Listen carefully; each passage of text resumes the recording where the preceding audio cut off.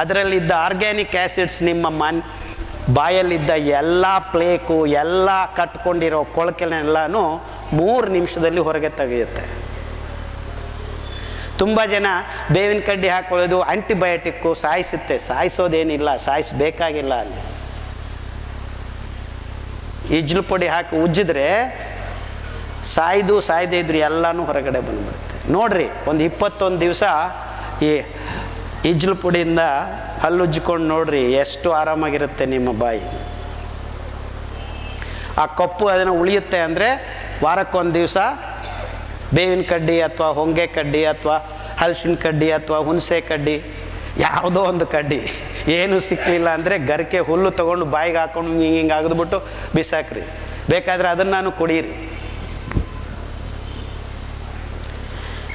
ಎಷ್ಟು ಅದ್ಭುತವಾದ ಪದಾರ್ಥಗಳ ನಮ್ಮ ಸುತ್ತಮುತ್ತಲು ನಮ್ಮ ಪ್ರಕೃತಿಯಲ್ಲಿ ದೇವರು ಕೊಟ್ಟಿದ್ದಾರೆ.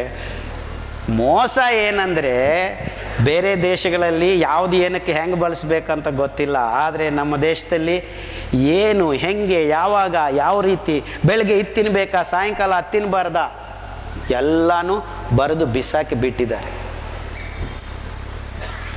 ಇವೆಲ್ಲ ನಮಗೆ ಬೇಕಾಗಿಲ್ಲ.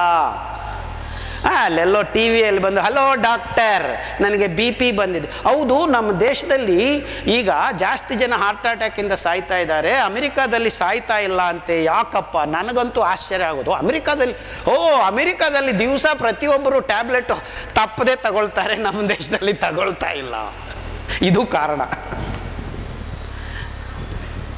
ಅಂದರೆ ನೀವೆಲ್ಲರೂ ಟ್ಯಾಬ್ಲೆಟ್ಗಳನ್ನು ಸರಿಯಾಗಿ ಬಳಸಿರಿ, ನೋ ಪ್ರಾಬ್ಲಮ್. ಈಗ ಆನ್ಲೈನ್ ಸಪ್ಲೈ ಬರುತ್ತೆ. ನಿಮ್ಮ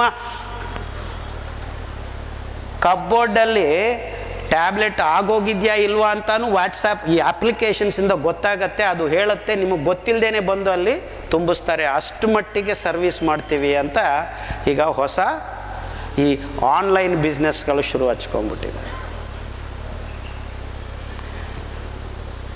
ವಿಜ್ಞಾನ ಯಾವ ಕಡೆಗೆ ಹೋಗ್ತಾ ಇದೆ ಅಂದರೆ ನಿಮ್ಮನ್ನೆಲ್ಲರನ್ನೂ ರೋಗಿಗಳಾಗಿ ಮಾರ್ಪಾಡು ಮಾಡೋದಕ್ಕೆ ತಯಾರು ಮಾಡಿಕೊಂಡಿದ್ದೀವಿ. ಎಷ್ಟು ಮಟ್ಟಕ್ಕೆ ಅಂದರೆ ಈ ಲೈಟು,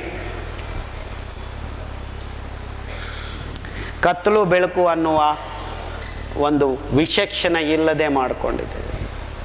ದೇವರು ಕತ್ತಲು ಬೆಳಕು ಯಾಕೆ ಕೊಟ್ಟಿದ್ದಾರೆ? ಕತ್ತಲಲ್ಲಿ ಬಿದ್ದುಕೊಂಡಿರಪ್ಪ, ಬೆಳಕಲ್ಲಿ ಓಡಾಡ್ರಪ್ಪ ಅಂತ ಇಲ್ಲ. ಈಗ ಸೂರ್ಯನ ಬೆಳಕು ನಮಗೆ ಸೋಕಬಾರ್ದು, ಬಿಸಿಲಲ್ಲಿ ಓಡಾಡಬಾರ್ದು, AC ರೂಮ್ಗಳಲ್ಲಿ ಕೂತ್ಕೊಂಡು 24 ಗಂಟೆನೂ ಸೂರ್ಯನ ಬೆಳಕು ನಮ್ಮ ಮೈ ಮೇಲೆ ಬೀಳದೇಬಾರ್ದು ಅನ್ನೋ ಒಂದು ಸ್ಥಿತಿಗೆ ಯಾರನ್ನ ನೋಡಿ ಕಲ್ತ್ಕೊಂಡು ಅಮೆರಿಕಾಗೆ ಹೋಗಿ ಇಂಗ್ಲೆಂಡ್ಗೆ ಹೋಗಿ ಬಂದವರು ಬಿಸಿಲು ಬೇಡ ಬೇಡ ಅಂದ್ಕೊಂಡು ವಿಟಮಿನ್ D ಕಮ್ಮಿ ಆಗ್ತಾ ಇದೆ, ಮತ್ತೆ ರೋಗ ಬಂದ. ಸೂರ್ಯನ ಬೆಳಕನ್ನು ನೀವು ಕೃತಕವಾಗಿ ಕೊಡ್ತೀವಿ ಅಂತ ಲೈಟ್ ರೂಮ್ಸ್ ಅಂತೆ. ಲೈಟ್ ರೂಮ್ಸಲ್ಲಿ 2 ಗಂಟೆ ಕೂತ್ಕೊಳ್ರಿ, ವಿಟಮಿನ್ D ಬಂದು ನನಗಂತೂ ತಲೆ ಈ ಕಡೆ ತಿರುಗಿಂದ ಆ ಕಡೆ ಎಲ್ಲ ಕಡೆ ತಿರುಗೋಯ್ತು. ಸೂರ್ಯ ಅಷ್ಟು ಬ್ಯೂಟಿಫುಲ್ ಆಗಿ ಇದ್ದಾನೆ. ಇಲ್ಲಿ ಬೆಳಗ್ಗೆ 1 ಗಂಟೆ, ಸಾಯಂಕಾಲ 1 ಗಂಟೆ ನಡ್ಕೊಂಡು ಹೋದರೆ ಸಾಕು. ಲೈಟ್ ರೂಮ್ಸ್ ಅಂತೆ. ಅದು ಎಷ್ಟು ಮಟ್ಟಕ್ಕೆ ಅಂದರೆ ಲೈಟ್ ರೂಮ್ ಎಲ್ಲಿಗೂ ಹೋಗ್ಬೇಕಲ್ಲ, ನಿಮ್ಮ ಪಾಮ್ ಟಾಪ್ಗಳು, ಟ್ಯಾಬ್ಲೆಟ್ಗಳು, ಕಂಪ್ಯೂಟರ್ಗಳು, ಫೋನ್ಗಳಿಂದಾನೇ ಸಾಕು. ಡೈರೆಕ್ಟ್ ಲೈಟನ್ನು ನೀವು ನೋಡಿ ನಿಮ್ಮ ಕಣ್ಣುಗಳು ಹಾಳಾಗೋದು ಒಂದು ಕಡೆ. ಅದೇ ಯಾಕಂದರೆ 24 ಗಂಟೆ ಇದೇ ಕೆಲಸ. ನೋಡಿದ್ದು ಆರ್ಟಿಫಿಷಿಯಲ್ ಲೈಫ್ಗೆ ಪರಾಕಾಷ್ಠೆ ಇದು, ಕೃತಕ ಜೀವನಕ್ಕೆ. ಎಷ್ಟು ಮಟ್ಟಕ್ಕೆ ಅಂದರೆ ರಾತ್ರಿ ಹಗಲು ಇಲ್ಲದೆ ಈ ಲೈಟ್ ಇದೆ ಅಂತ ನಾವು ಕೆಲಸ ಮಾಡೋಕ್ಕೆ ಶುರು ಮಾಡಿದ್ದೀವಿ. ಈ ಕಂಪ್ಯೂಟರು, ಈ ಗಣಕಯಂತ್ರಗಳು, ಇದು ಅದು ಅಂತ ನೋಡಿ ಡೈರೆಕ್ಟ್ ಲೈಟ್ ಅಂದರೆ ಸೋರ್ಸ್ ಆಫ್ ಲೈಟ್. ನೀವು ಸೂರ್ಯನನ್ನು 3 ನಿಮಿಷ ನೋಡೋಕ್ಕಾಗೋದಿಲ್ಲ, ಆದರೆ ಚಂದ್ರನನ್ನು ಬೆಳದಿಂಗಳಲ್ಲಿ ಎಷ್ಟು ಗಂಟೆ ಆದರೂ ಕಾಲ ಕಳೆಯಬೋದು. ಕವನಗಳು ಬರಿತೀವಿ, ಏನೇನೋ ಬರುತ್ತೆ. ಅದೇ ನೇರವಾಗಿ ನಮ್ಮ ಕಣ್ಣು ಡೈರೆಕ್ಟ್ ಲೈಟನ್ನು ನೋಡೋದಕ್ಕೆ ಸಾಧ್ಯ ಇಲ್ಲ. ಅದಕ್ಕೆ ನನಗೆ ತೊಂದರೆ ಆಗ್ತಾಯಿದೆ, ಯಾಕಂದರೆ ನೀವು ಕಾಣಿಸೋದಿಲ್ಲ. It blinds me. ಅಂದರೆ ನಮ್ಮ ಕಣ್ಣುಗಳು ದೇವರು ಆ ರೀತಿ ನಿರ್ಮಾಣ ಮಾಡಿಲ್ಲ. ಪರಾವರ್ತನಗೊಂಡಿರೋ ಈ ಸೂರ್ಯ ಕಿರಣಗಳು ನಮಗೆ ಬೆಳಕು. ಅಂದರೆ ಆ ನಡ್ಗೋ ರೋಗ ಬಂದಿದ್ದು ಏನು ಹೇಳಿದೆ ನೋಡಪ್ಪ, ಒಂದು 6 ದಿವಸನೇ ನಾನು ಇಲ್ಲಿರೋದು ಇಂಡಿಯಾದಲ್ಲಿ, ಮತ್ತೆ ಹೋಗಬೇಕು ಅಂತ.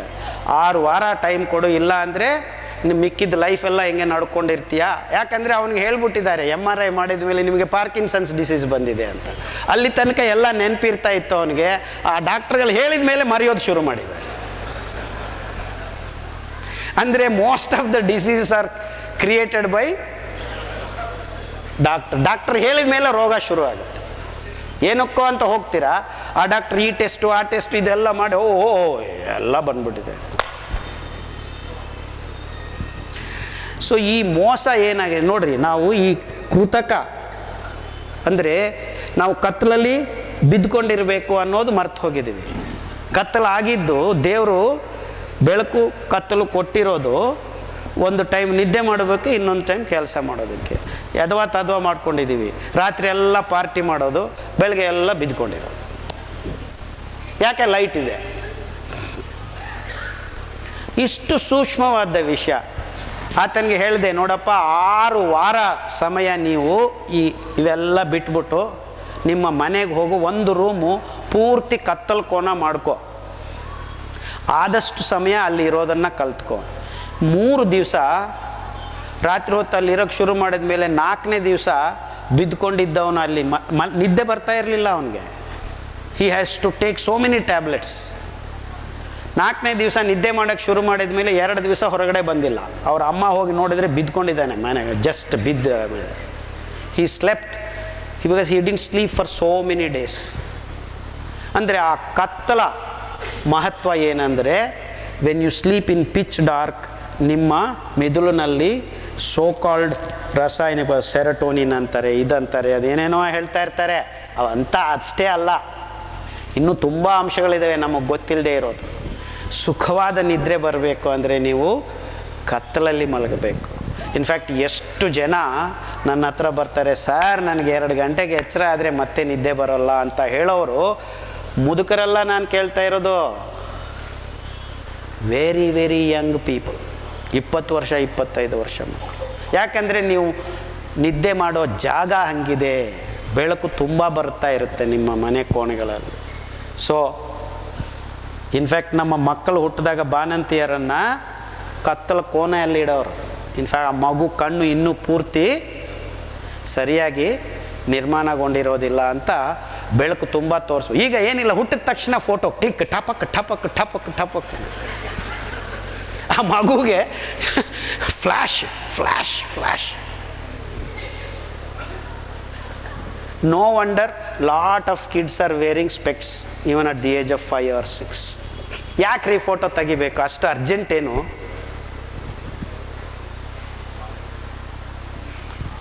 ಏನು ಇವನು ಮುಟ್ಟಾಲ ಹಿಂಗೆ ಮಾತಾಡ್ತಾ ಇದ್ದಾನೆ, ಫೋಟೋ ತಗೊಳ್ದು ಇನ್ನೇನು ತಗೋಬೇಕು?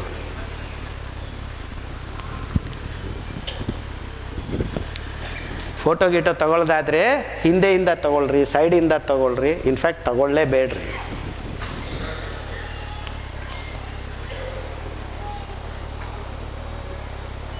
ನೋಡ್ರಿ ಎಷ್ಟು ಗೊಂದಲಕ್ಕೆ ಮಾಡಿಕೊಂಡಿದ್ದೀವಿ ಅನ್ನೋದು.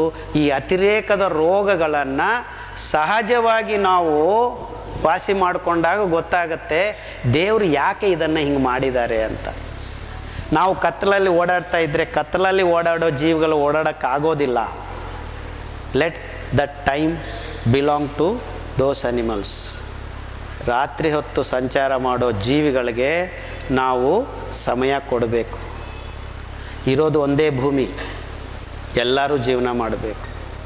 Live and let live. ಎಲ್ಲ 24 ಗಂಟೆ ನಾನು ಓಡಾಡ್ತಾ ಇರ್ತೀನಿ ಅಂತ ಈಗ ಇಡೀ ಪ್ರಪಂಚದಲ್ಲಿದ್ದ ಎಲ್ಲ ಜೀವರಾಶಿಗಳು ನಿರ್ನಾಮ ಆಗಿವೆ. ನಾವು ನಮ್ಮ ಈ ತಂತ್ರಜ್ಞಾನ ಅಂತ ಏನು ಹೇಳಿಕೊಂಡು ಮಾಡ್ತಾ ಇದ್ವಿ, ಅದರಿಂದ ಎಷ್ಟೊಂದು ಪ್ರಾಣ ಅಂತಲೇ ಬಳಸಬೇಕು, ಜೀವ ಸಂಕುಲಕ್ಕೆ ನಾಶ ಮಾಡ್ತಾ ಇದೆ. So many living things are on extinction list and there are so many things that have got extinct. ನಿರ್ನಾಮ ಆಗಿವೆ. ಇದಕ್ಕೆಲ್ಲ ಮೂಲಭೂತವಾದ ಕಾರಣ ನಮ್ಮ ತಿಳುವಳಿಕೆ ಹೆಚ್ಚಾಗ್ತಾ ಇದೆ ಅಂತ ಅಂದ್ಕೊಳ್ಳೋದು ಒಂದು ಕಡೆ, ಆದರೆ ಮುಟ್ಟಾಳ್ತನೂ ಅದನ್ನು ಆವರಿಸಿಕೊಂಡಿದೆ ಅನ್ನೋದು ನನ್ನ ವಿಶ್ಲೇಷಣೆಯಲ್ಲಿ ಎರಡನೇ ಮಾತೇ ಇಲ್ಲ. ಎಷ್ಟು ಮಟ್ಟಕ್ಕೆ ಅಂದರೆ ನಮ್ಮ ಹೊಟ್ಟೆ ಒಳಗಡೆನೇ ನಾವು ಶತ್ರುವನ್ನು ತಂದು ಕೂರಿಸ್ಕೊಂಡಿದ್ದೀವಿ. ಅತಿ ಅದ್ಭುತವಾದ ಈ ಗ್ಲೂಕೋಸನ್ನು ಸುಟ್ಟು ಶಕ್ತಿಯನ್ನು ಪಡ್ಕೋಬೇಕಾಗಿದ್ದ ರೀತಿ ರಿವಾಜುಗಳನ್ನು in the name of science and ಟೆಕ್ನಾಲಜಿಯಲ್ಲಿ ಹಾಳು ಮಾಡಿಕೊಂಡು ಅತಿ ಸರಾಗವಾಗಿ ಸಂಯಮದಿಂದ ನಿಧಾನವಾಗಿ 2 ಗಂಟೆಗೆ ಗ್ಲೂಕೋಸನ್ನು ಬಿಡುಗಡೆ ಮಾಡತಕ್ಕಂಥ ಒಂದು ವ್ಯವಸ್ಥೆಯನ್ನು ಹದ ತಪ್ಪಿಸಿ ಈ ಡಾಕ್ಟ್ರುಗಳು ಏನು ಹೇಳಕ್ಕೆ ಶುರು ಮಾಡಿದ್ದಾರೆ, ಇಷ್ಟಿಷ್ಟೇ ತಿನ್ನು, 2 ಗಂಟೆಗೂ ತಿನ್ನು, 6 ಗಂಟೆಗೆ ತಿನ್ನು, 8 ಗಂಟೆಗೆ ತಿನ್ನು, 10 ಗಂಟೆಗೆ ತಿನ್ನು, 12 ಗಂಟೆಗೆ ತಿನ್ನು. ಯಾಕೆಪ್ಪ? ಅಲ್ಸರ್ ಆಗಿದೆ ಡಾಕ್ಟ್ರೇ, ಗ್ಯಾಸ್ಟ್ರಿಕ್ ಆಗಿದೆ ಡಾಕ್ಟ್ರೇ, ಕಂಟ್ರೋಲ್ ಮಾಡೋಕ್ಕಾಗೋದಿಲ್ಲ ಡಾಕ್ಟ್ರುಗಳು ಹೇಳಕ್ಕೆ ಶುರು ಮಾಡಿದ್ದಾರೆ. 2 ಗಂಟೆಗೂ ತನ್ನಷ್ಟಕ್ಕೆ ತಾನೇ ಎಷ್ಟು ಬೇಕೋ ಅಷ್ಟು ಗ್ಲೂಕೋಸನ್ನು ನಿಯಂತ್ರಣವಾಗಿ ಬಿಡುಗಡೆ ಮಾಡತಕ್ಕಂಥ ಅದ್ಭುತವಾದ ಕೆಲಸ ಈ 5 ಸಿರಿಧಾನ್ಯಗಳು ಮಾಡುತ್ತವೆ.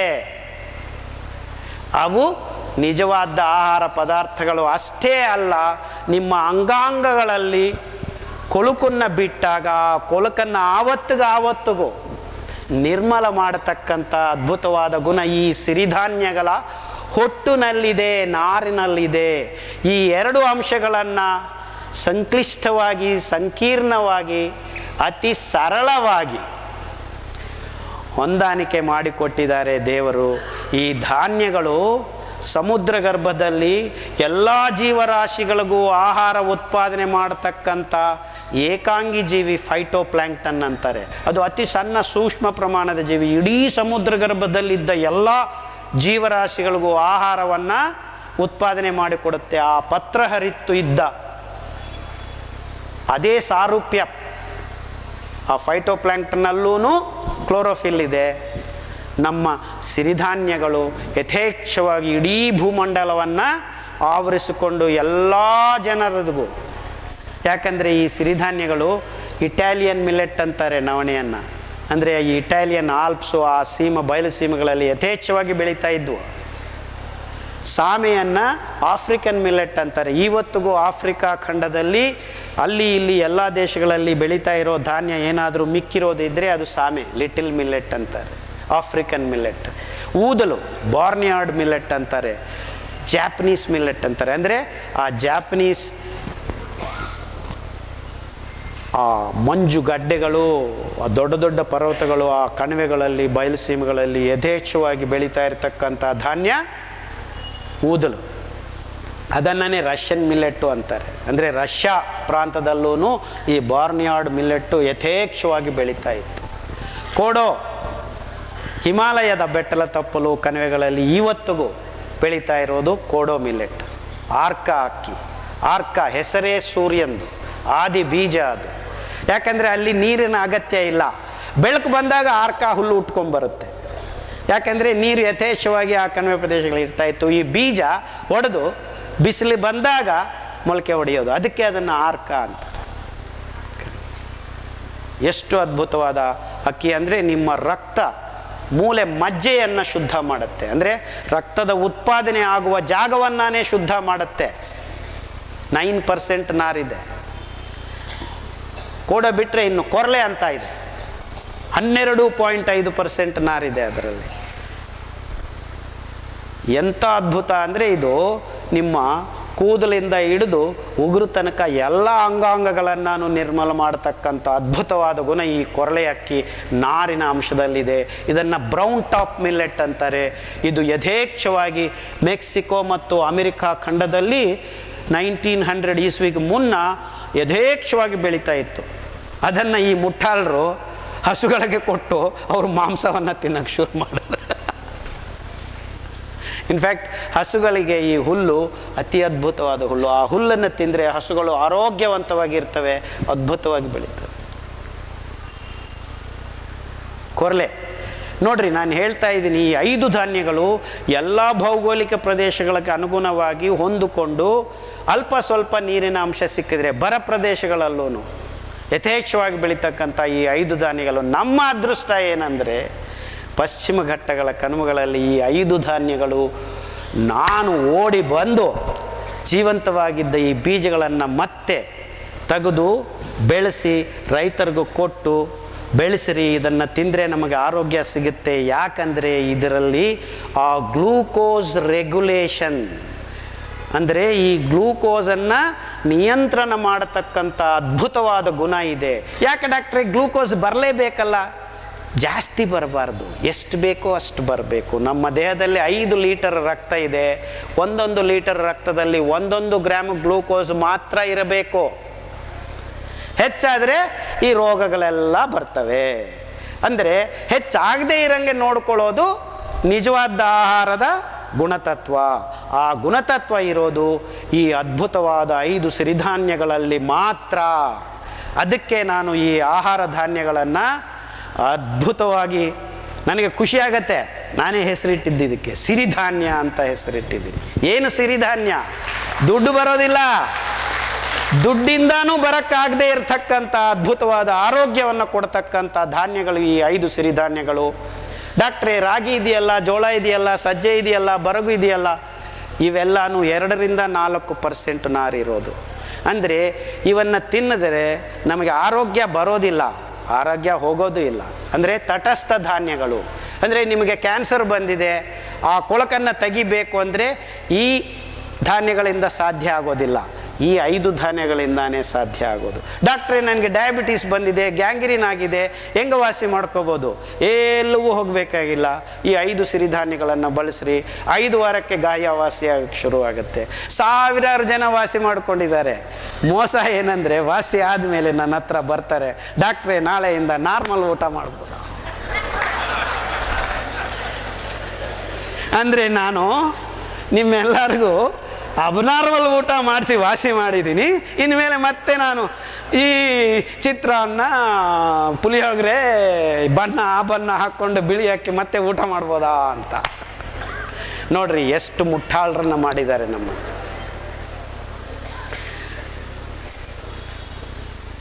ಸೊ ನಾವೆಲ್ಲ ಸರಿಯಾಗಿ ಸತತವಾಗಿ ಪ್ರತಿದಿನ ಬಳಸಬೇಕಾಗಿದ್ದ ಸಾಮಾನ್ಯ ಸಾಧಾರಣ ಊಟವೇ ನಿಜವಾದ ಆಹಾರ.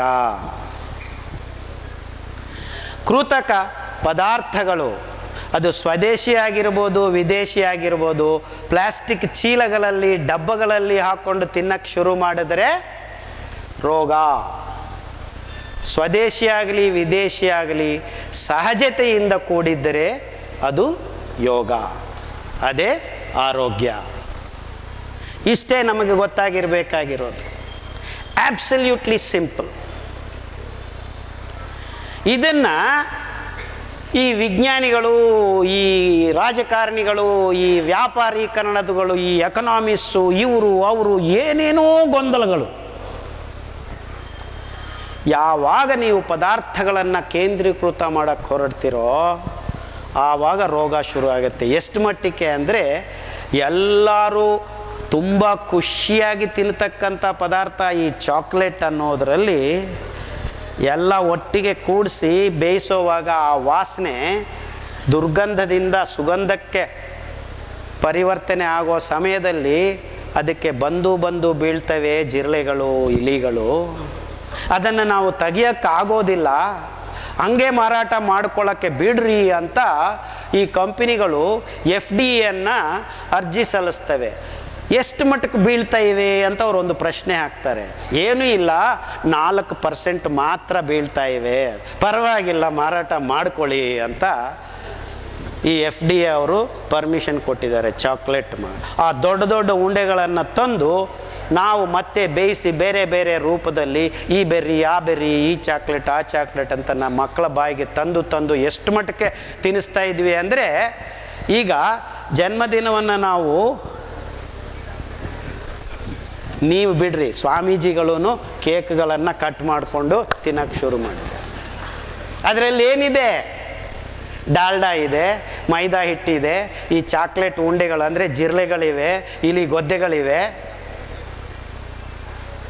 ಇದನ್ನು ತಿನ್ನಿಸಿದ ಮೇಲೆ ನಿಮ್ಮ ಮಗುಗೆ ಬಿಡ್ರಿ ಡಾಕ್ಟ್ರೇ, ಗೋಮಾಂಸ ತಿಂತೀವಿ, ಹಂದಿ ಮಾಂಸ ತಿಂತೀವಿ, ಹಸು ಮಾಂಸ ತಿಂತೀವಿ, ಇಳಿ ಅಂತೀವಿ, ನಾಯಿ ತಿಂತೀವಿ, ಬೆಕ್ಕು ತಿಂತಾರಂತೆ. ಯಾರೋ ಮೊನ್ನೆ ಚೆನ್ನೈಯಲ್ಲಿ ಪೇಪರಲ್ಲಿ ಬಂದಿತ್ತು, ಬೆಕ್ಕುಗಳನ್ನು ಮಾರಾಟ ಮಾಡ್ತಾಯಿದ್ದಾರೆ ತಿನ್ನೋಕ್ಕೆ ಅಂತ.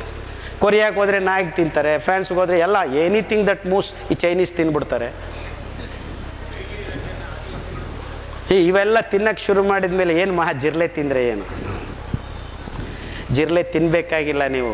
ಜಿರ್ಲೆ ಪಕ್ಕದಲ್ಲಿ ನೀವು 2 ಗಂಟೆ ಕೂತ್ಕೊಳ್ರಿ, ನಿಮ್ಮ ಲಂಗ್ ಲೀಷನ್ಸ್ ಆಗುತ್ತೆ, ನ್ಯೂಮೋನಿಯಾನು ಬರುತ್ತೆ. ಅಂದರೆ ನನ್ನ ಹತ್ರ ಬರೋ ತುಂಬ ಮಕ್ಕಳಿಗೆ ನಾನು ಒಂದು ಸಣ್ಣ ಪುಸ್ತಕ ಇದೆ, ಚಾಕ್ಲೇಟ್ ಅಂತ, ಈ FDA ಆ ಮೋನೋಗ್ರಾಫ್ ತೋರಿಸ್ತೀನಿ, ಮಕ್ಕಳ ಕೈಯಲ್ಲಿ ಓದಿಸ್ತೀನಿ. ಮಕ್ಕಳಿಗೆ ಓದೋಕ್ಕಾಗಲ್ಲ ಅಂದರೆ ಅವ್ರ ತಾಯಿನ